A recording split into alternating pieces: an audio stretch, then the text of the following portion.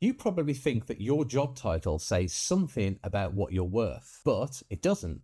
It just says what you do for your employer. And the chances are that you've spent your entire career treating those things as one and the same. Now, after the company I worked for shut down in February 2025, somebody asked me what I did. Now, I'd been asked that question hundreds of times before, and it had never really been difficult because there was always a job title, a company, and a structure that I could point to. But once my company was shut down, there wasn't. I tried many times to answer that question without using any of those things, and I realized that I actually couldn't.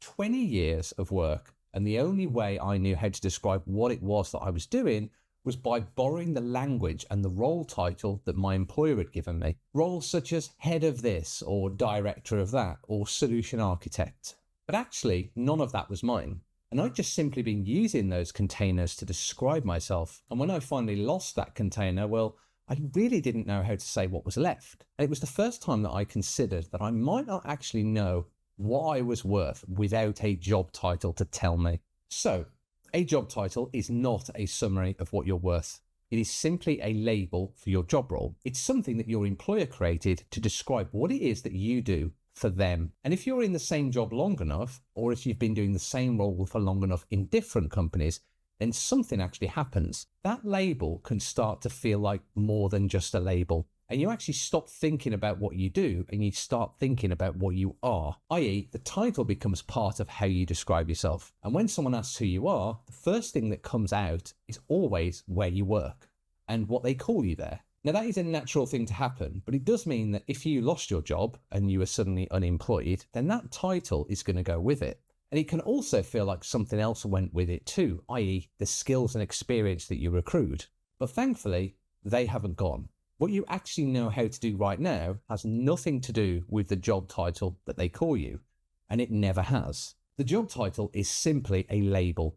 It tells people what you do in that specific company. It doesn't tell them at all what it is that you're capable of. And that's not something you ever really think about because you've probably never had to do that because your job title typically handles it. You just say what you do and then people understand roughly where you fit in that structure.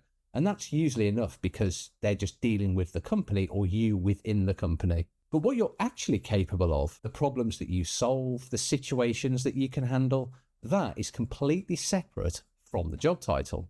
And you've probably never had to put that into words on its own because the title always did all of the heavy lifting for you. If any of this sounds familiar or is resonating, then trying to work out what's actually yours and what just came with the job, that's the kind of thing that I work through every single week in my Honest Brief newsletter, which is completely free. It's just a short email where I'll share one observation, one honest translation, and one simple thing that you can do today. And I've put a link down below in the description if you want to sign up. So try this before you do anything else. So write down one sentence that describes what it is that you do without using your job title, your company name, or your industry that you work in. Now, here's why that matters. You can't make use of what you know how to do if you can't actually put it into words. And right now, you're still looking at yourself through the same job title. Take that away, and what's left over is what you actually bring to the table. And that's the part that you're going to keep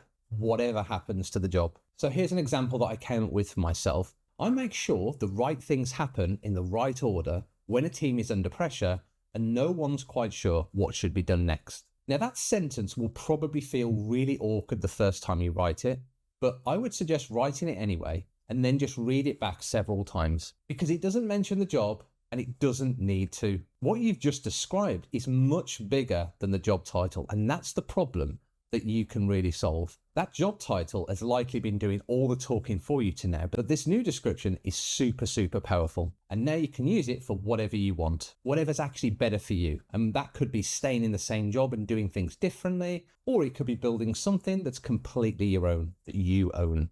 Either way, the title isn't making that call anymore because you are. Now, once you've got that written down, there's usually one thing that you want to go and do next. And this is what all people do. They think they've got to go and learn something brand new. It could be a new course, it could be a qualification, it could be AI, whatever it is. something that feels like a proper credential. But before you do any of that, I'd seriously suggest that you watch the video that's on screen, because if you watch this, I'll show you that what you already have is worth way more than you think.